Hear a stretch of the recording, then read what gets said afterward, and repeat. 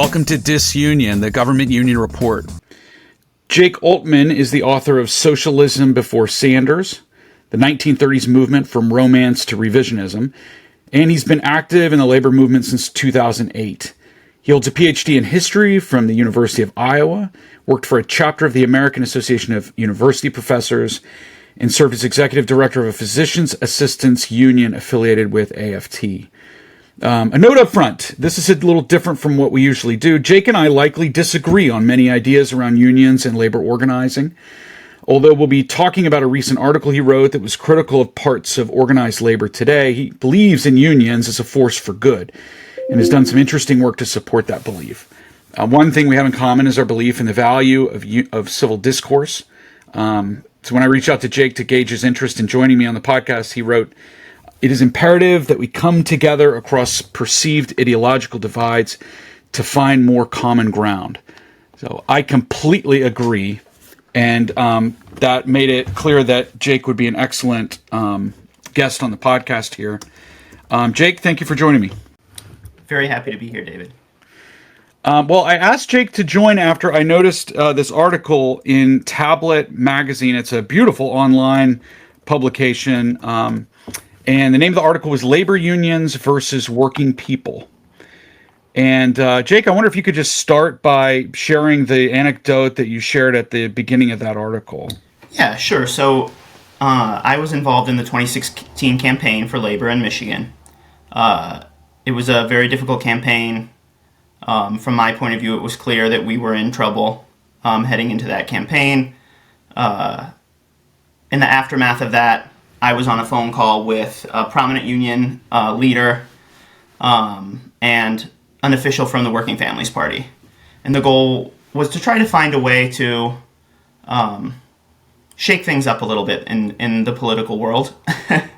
And, my contribution to the call was, well, there's this county in southeastern Michigan called Monroe. It has very high union density, European levels of union density. But it went for President Trump. And it's gone for President Trump again now in the recent election by an even larger margin, so 27 percentage points. And at the time in 2016, I said, well, we need to do something about this. My contribution to the call was, why don't we think about finding a candidate who better fits the values of this community? They're clearly pro-union. A lot of people believe that unions matter and do good, but perhaps some of the candidates that the Democratic Party puts forward are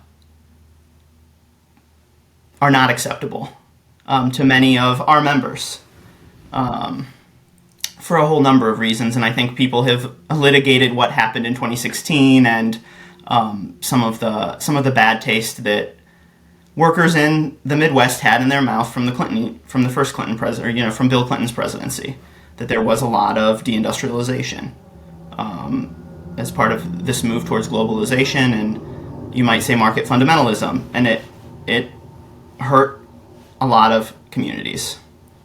So that's sort of the place where I was coming from in that conversation, and it didn't go over particularly well, my suggestion that the Working Families Party find a conservative social democrat, run them not as a Democrat necessarily, but as, under a different party affiliation.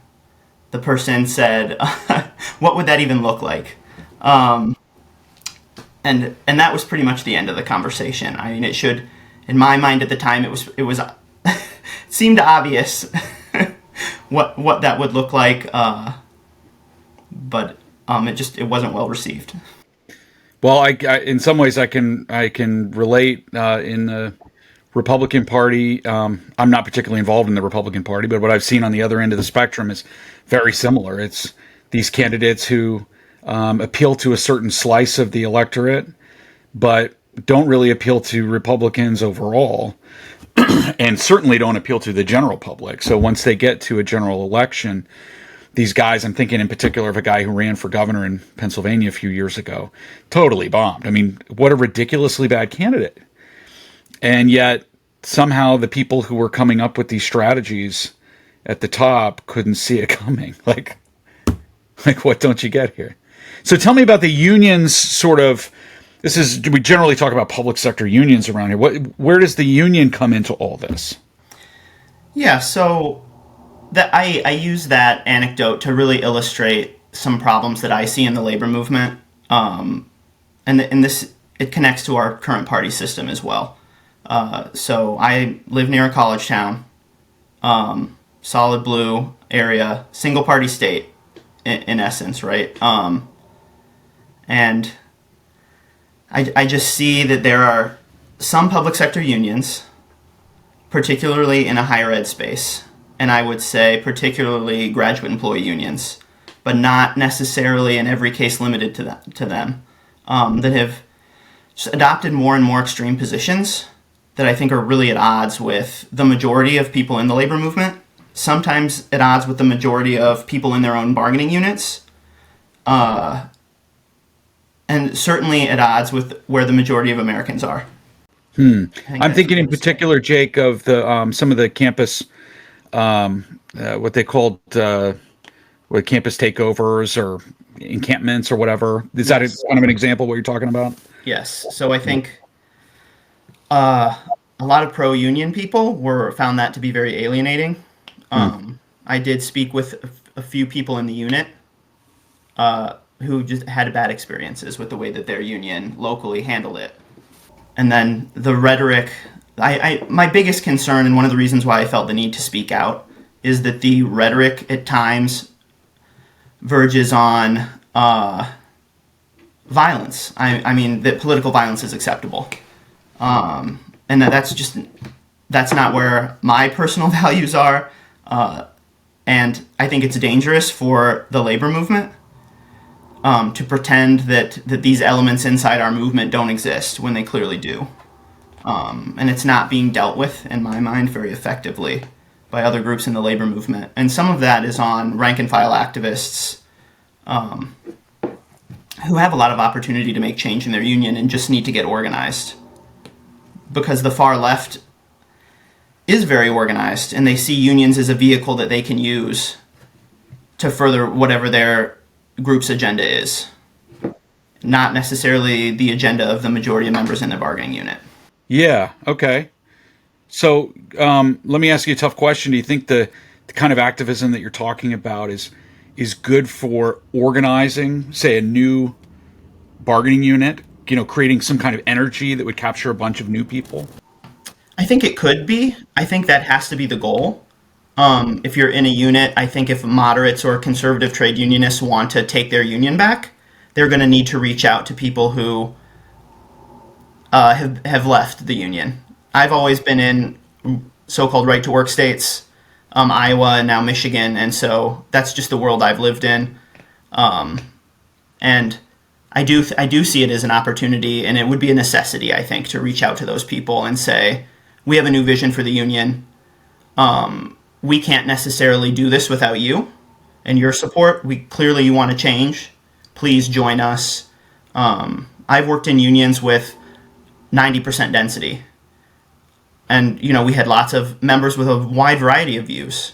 And we were always able to keep them together, keep them focused on the shared goals, and just be very open, transparent, and democratic in how we did things. So people knew, you've given us this directive, this is what we're going to do. Then we go back to them and say, in the messiness of negotiations, we followed your directive. And here's the agreement that we brought forward for you to make a decision on. So I feel like there really needs to be an effort to reclaim this space within the labor movement. Well, I guess I'm trying to put myself in the position of the activists, and maybe there's some reason why they're, I know some people have wondered whether it's if unions don't have a lot to offer in a particular workplace, maybe they can at least offer identity.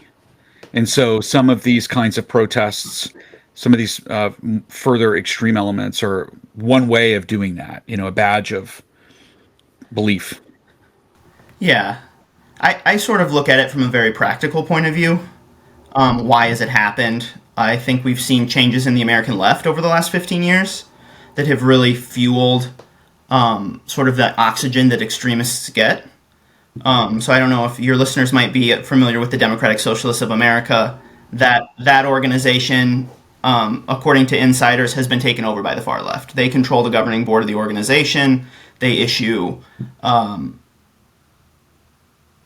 offensive, bizarre statements, in my opinion, that suggest they, support authoritarian regimes. Yeah, well, I'll tell you what. I on my ribbon of websites that I visit, I've got 3 in a row here that demonstrate part of what you're talking about. One's called Labor Notes. You're familiar with Labor Notes? I am.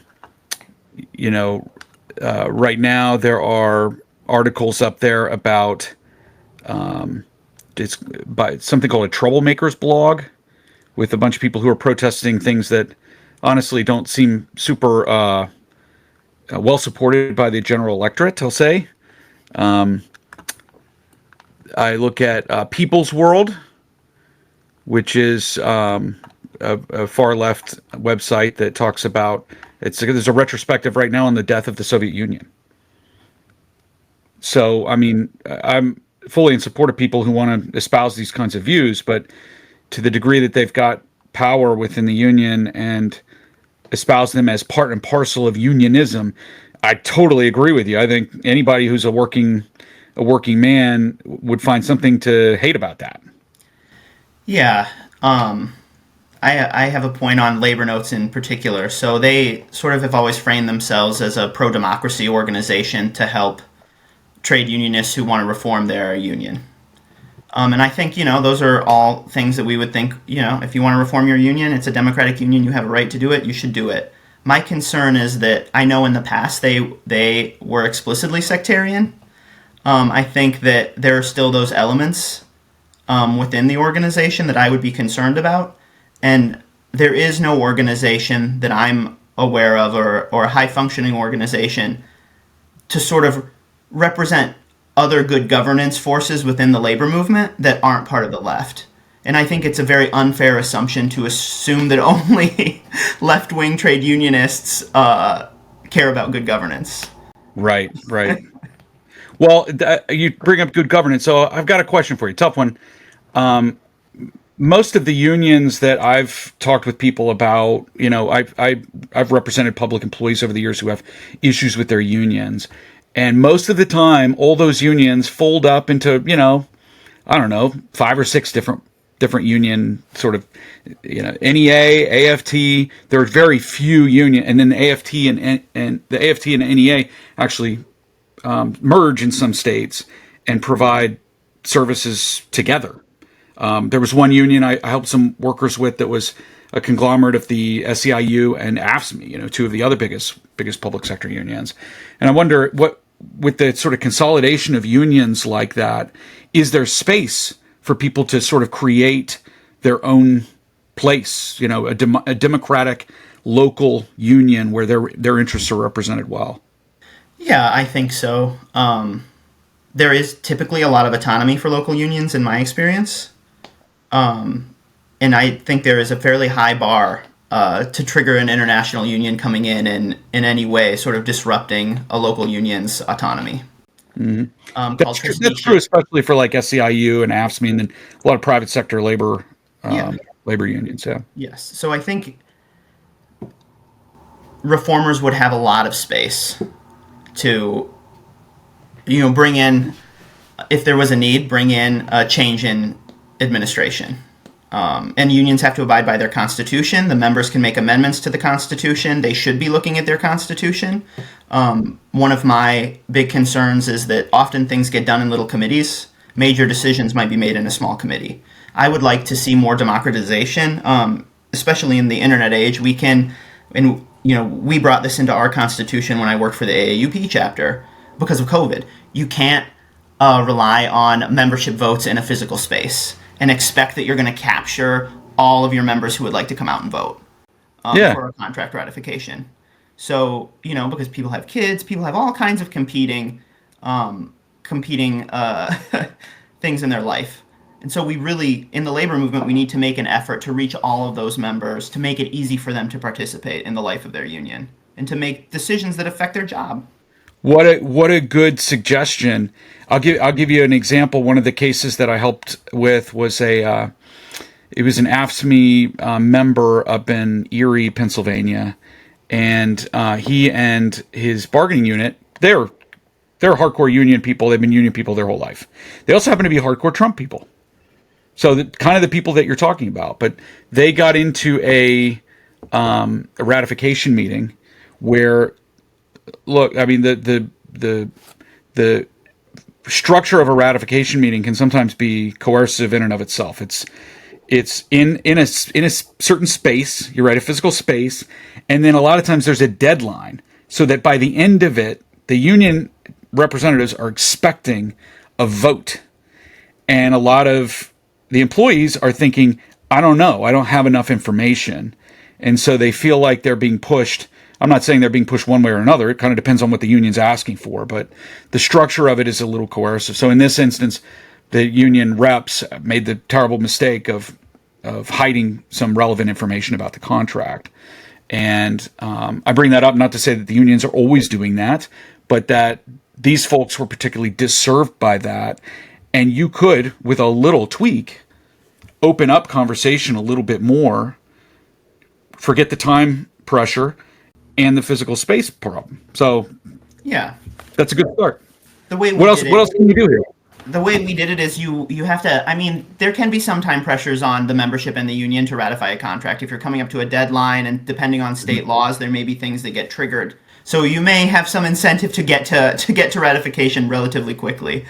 So I understand that just from the other side. But what we did is we created like a certain period of time where they would get to vote over 3 days.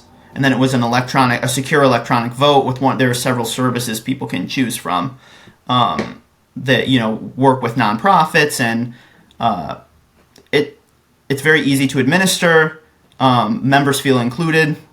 It's a good system. It gives them time to review the contract changes.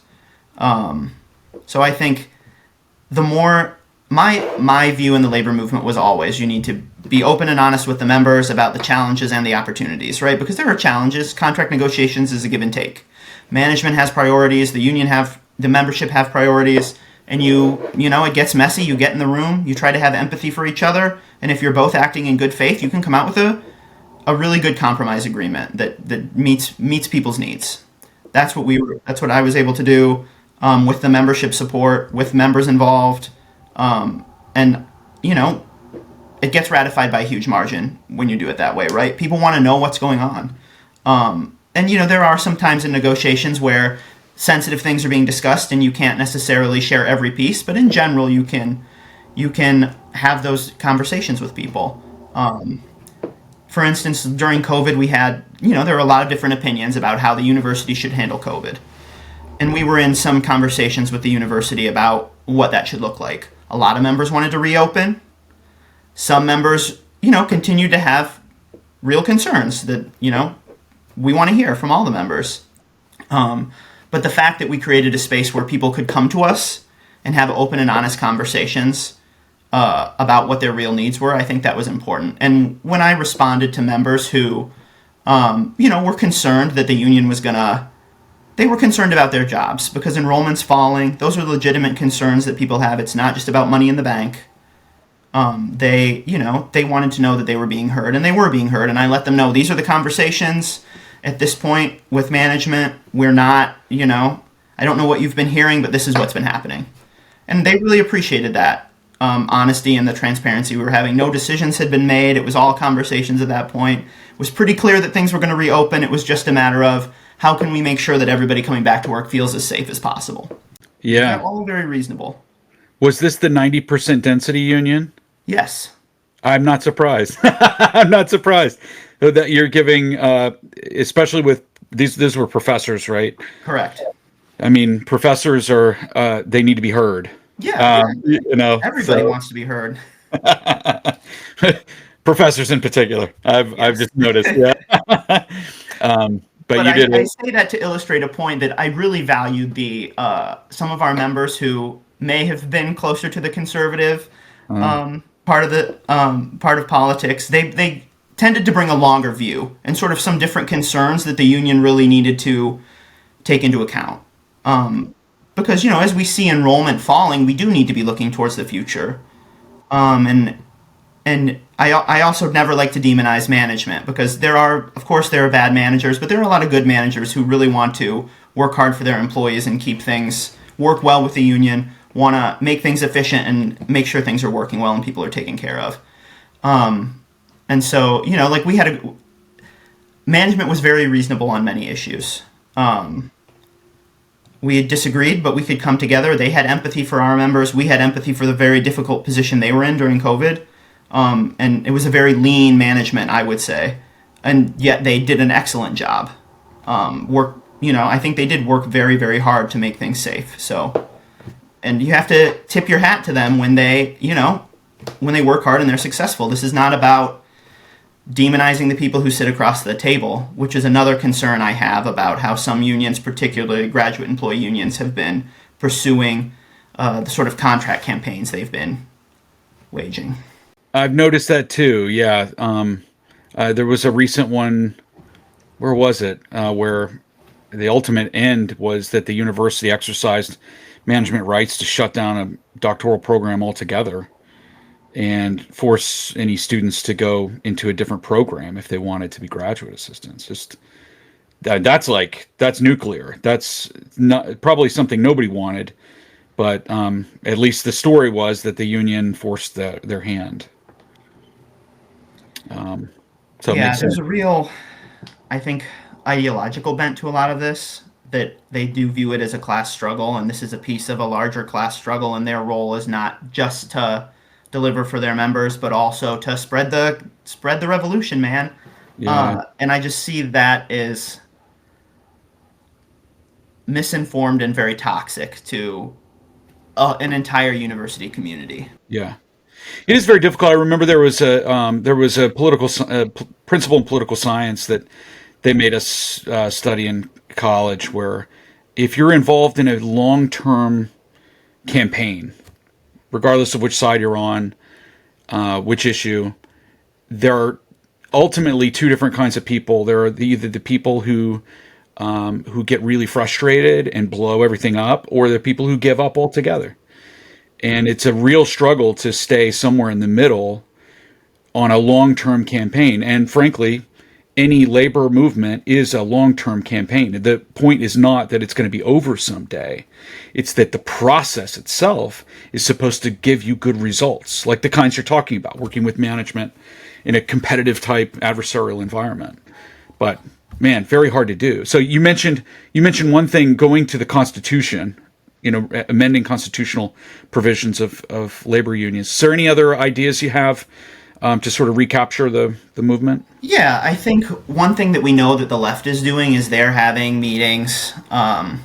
They are preparing. They're whipping votes. They're trying to run slates to take over union leadership. So my view is, those of us in the labor movement who are concerned about these trends really need to come together and need to be doing the same thing if we're going to, particularly in a higher ed space, where I think the real danger is primarily in a higher ed space, where things are so politicized, where there is a lot of sort of affinity for revolutionary ideologies. Now's the time to come together and start meeting with your friends, start talking to your like-minded coworkers, form a little group, be in WhatsApp communications, meet in person, and just devise a plan to put forward your platform. If you're going to run for union office, put a website up. Me and my colleagues, here's why we're running. These are our names. The election's on this day.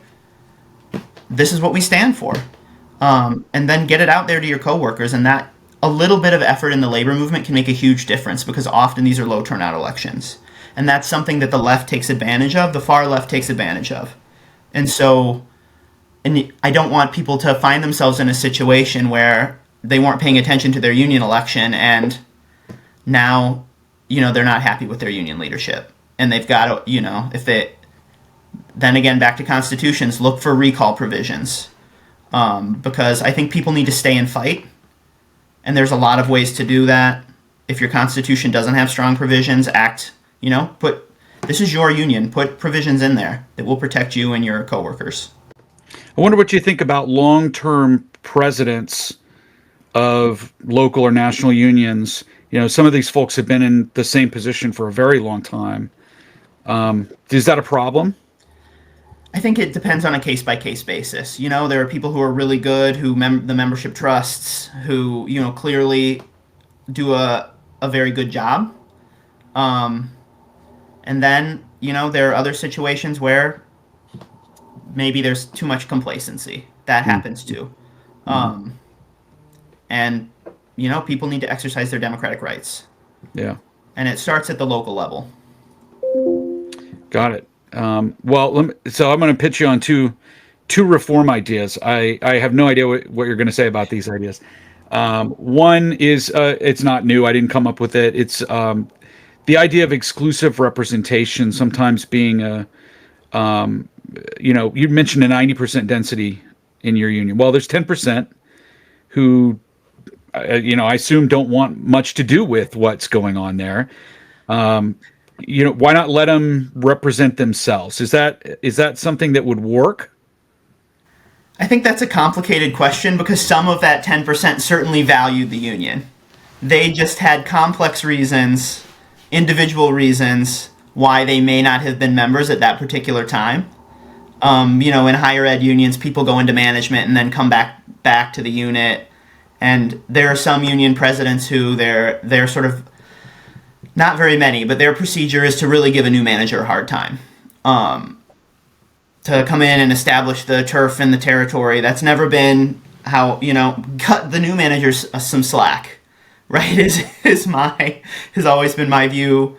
It's a hard job to go into management. Cut them a little slack in the beginning. We got to enforce the contract, but we have this agreement. Let's both honor it. Things will work well. So I would be concerned about that because I do believe that it would be used in workplace politics for management to try to drive a wedge between the two different employee groups. That would be one of my major concerns. Yeah, sure. I mean, you could have 4 or 5 unions in a particular bargaining unit competing downward, right? Yeah, or management using the end of exclusive representation to say, oh, hey, if you leave the union, this is the package you get. Then eventually the union is gone, and now the terms and conditions of employment are changing because we don't have to bargain them anymore. Right. Or we don't have to bargain them with you as a collective group. Okay. So I think yeah. Yeah. How about this one? Florida recently sort of bolstered its own, what they call a recertification mechanism. There are 2 other states, Wisconsin and Iowa, that have these, where periodically employees can vote again on whether the union that is representing their bargaining unit should be able to keep its job as the union. The reason that proponents of these things think that they're good is that many times unions have established themselves, as early as the 1970s. Maybe even they were grandfathered in from before that, and nobody really voted, certainly in the current workforce, on whether to keep that union or not. These recertification provisions basically allow for re-election, sort of like you would have a re-elected representative. What do you think about a provision like that? Do you think that would help with democracy? I think there are some elements in the Florida law. I think if there's a certain threshold in the law, like if you fall to a certain, if you fall to 40% or something, then I think maybe as part of some broader reform package, that could be something that, again, I think groups are going to have to come together, and it's better to, to work with the unions and build some consensus if there's a need for reform, than to try to force something through. But if a union has 40% membership, or lower, you're, something's not going well.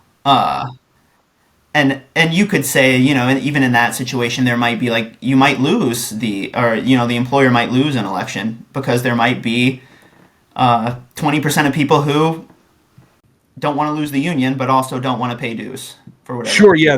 You still need the election because some of these people are worried about what's on the other side. I've talked to them. You've got people who don't necessarily support the union, but they imagine that if you took the union out of the workplace, this adversarial thing where they're butting heads against each other, take the union out, bang. If the school district, for instance, is in the habit of forcing things as hard as they can, there's a culture there that's a little scary for public employees on the other side. So I do think a picture of that needs to be in people's heads when they advocate for these reforms. It's just part of what they're dealing with in a heavily unionized environment. Absolutely. And I think, having worked for public employers or for public employee unions, that just the level to which there can be politics inside the workplace, small p politics, gives a lot of people pause, because they know without just cause protections that just the politics could be used in an unfair way. And there are a lot of people who are brought up on disciplinary charges that really have little or no merit. And it happens for political reasons in the workplace. Yeah, I've represented some employees in those situations. Yeah, totally aware of it. Yep. Well, Jake, this has been a great conversation. I've really enjoyed. Anything else you wanted to add here? I would just say that, like, one of the reasons I've taken this particular moment in time to speak out is because I'm concerned about the rhetoric we're hearing on the far left, and I'm looking back to the 1960s and 70s when we did see in the West people who are advocating violence. And I think that's what we need to step up and stop in some of these groups that are sort of feeding people from the far left into elements of the labor movement. We don't want to see a return to the Weather Underground and a return to the Red Army faction. And I think, given some of the rhetoric we've seen on campuses, it's sort of the moment where we're in, and we all trade unionists need to get active and get engaged in their union and do something about it. Well said. Jake, where can we find out? Do you have a following? Is there a place that people can learn more about you and read your work? There is not.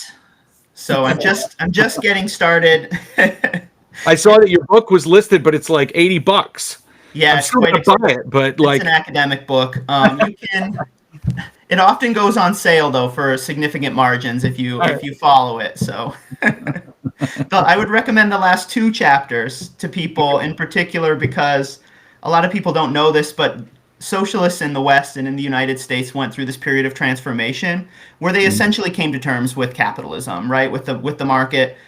They were right to be concerned, in my opinion, about market fundamentalism, but they began to see, and this is an anecdote from one of the people I studied, capitalism was a mighty river. You can channel it for the common good, but you can't stop it, was their view. And I think there's something to that we're on, that we have to try to strike the right balance in society so that we can all move forward together. And we don't want to go down a road where we stop talking to each other and stop trying to cooperate with each other. I don't think it's good for anyone. Well, if I had a recommendation for listeners, it would be to check out your interview with Jacobin on your book, because I learned a lot there about history, something that honestly I don't know a whole lot about the labor movement. I know some of the stories, that some of the threads that kind of make up the fabric, but most of it is kind of legal oriented. It's not human, and so that was really fantastic. I don't know how long ago that was, but if listeners can find that, really good stuff. Yeah, excellent. Thank you so much, David. All right. Thanks, Jake. Bye-bye.